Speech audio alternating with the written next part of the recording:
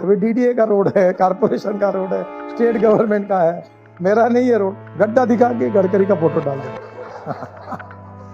अब खाया पिया कुछ नहीं, गिलास पड़ा हटा ना, मैं क्यों। रिपेयर आफ्टर फेल्यूर, इसके बजाय अर्ली वार्निंग बिफोर फेल्यूर, ऐसी नीति को अपनाना पड़ेगा। अब ये कॉन्ट्रैक्टर को इसकी कीमत जब चुकानी पड़ेगी तो उनको ध्यान में आ जाएगा कि जब एक बार मैंने हमारे यहाँ एक था कि इसको कॉन्ट्रैक्टर को 20 लाख रुपए फाइन करो।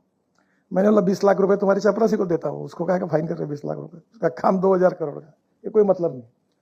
इसकी जान है कैपिटल मार्केट में इसके शेयर की कीमत है। इसको ब्लैकलिस्टेड करो, 2 साल टेंडर भरने के लिए मनाई करो और अखबार में प्रेस रिलीज करो कि फलाने फलाने कंपनी ने ऐसा काम किया है, ताकि उसका मार्केट का शेयर डाउन बढ़ जाए।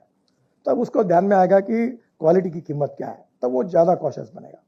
ये 20 लाख रुपए के फाइन अभी मैं नई पॉलिसी बना और अखबार में रिलीज करेंगे, ताकि इसका भी सब चीजें, मैं फुकट में गाली क्यों खाऊं। कोई भी रोड में गड्ढा पड़े तो साला मेरे पर ही चलता है वो, जो रोड मेरा नहीं है उसके ऊपर भी चलता है। अभी मिसिंग लिंक मैंने नहीं बनाए, वो मैं जब मुंबई पुणे एक्सप्रेस हाईवे बनाया तब ये शाहपुर जी पालम जी ने वहाँ काम किया है लोनावाड़ा खंडाला में। तो हमारा ओरिजिनल प्लान था कि ये मिसिंग लिंक की टनल बनानी थी, तो उन्होंने परमिशन ही नहीं दी।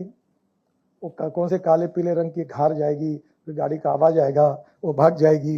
एक साइंटिस्ट थे, वो पीछे पड़े, पीआईएल किया, नहीं मिली, तो मैंने छोड़ दिया और कॉम्प्रोमाइज करके वो लोनावाड़ा खंडाला का डिफिकल्ट काम था, उसमें शाहपुर जी पालम जी और एल&टी ने वो काम किया, वो कॉम्प्रोमाइज, वो टनल बनी, वो अभी बनी। अब मैं 27 साल हुए हाईवे बनाकर, अब मेरा तो कोई महाराष्ट्र में, पर जैसे टनल घिसक गई मेरा फोटो और टनल पूरा सब जगह आया। अब अनेक बार मुझे बताना पड़ता है कि I am only responsible for national highway. अब दिल्ली के भी गड्ढे दिखे, अभी डीडीए का रोड है, कारपोरेशन का रोड है, स्टेट गवर्नमेंट का है, मेरा नहीं है रोड। गड्ढा दिखा के गडकरी का फोटो डाल दे। अब खाया पिया कुछ नहीं, गिलास पड़ा हटा ना, मैं क्यों खाया। तो मैं कई कारण न होते हैं, कभी क्रेडिट भी मिलता है।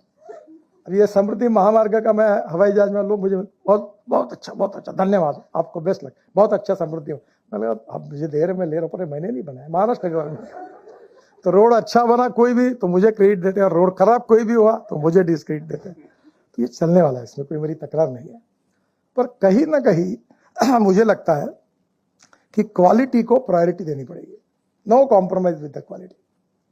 और इसलिए कॉन्ट्रैक्टर को जब तक सजा नहीं होती और कंसल्टेंट को नहीं होती, इनको जब तक इसकी कीमत चुकानी पड़ेगी, समझ में आएगा तो लोग सुधरते हैं। ये बहुत सौहार्दपूर्ण व्यवहार से कोई सुधरता नहीं, इनको वही चाहिए। क्योंकि मैंने देखा कि जब तक नहीं तो गलती होगी, you have to face the all consequences, यही करना पड़ेगा। और अब धीरे धीरे वही हो रहा है, तो अब हम लोग भी उसके साथ कॉम्प्रोमाइज नहीं करेंगे। मैंने गलती की, मैंने कॉन्ट्रैक्टर में प्रोत्साहित करने के लिए टेक्निकल क्वालिफिकेशन को लिबरल किया, डायलूट किया कि नए लोग कॉन्ट्रैक्टर बने। मैं वो नया नया था, मेरे भी मन में था कि नए नए लोग बने हैं। मैंने डायल्यूशन किया, उसका परिणाम भी है 40% बिल हो जाके, फिर तंग आके additional bank guarantee Lee.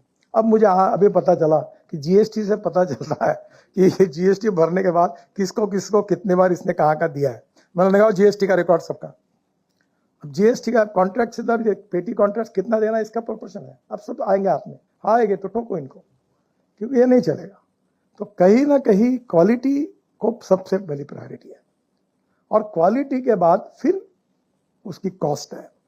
We need good quality without compromise with any quality, dilute नहीं करना है।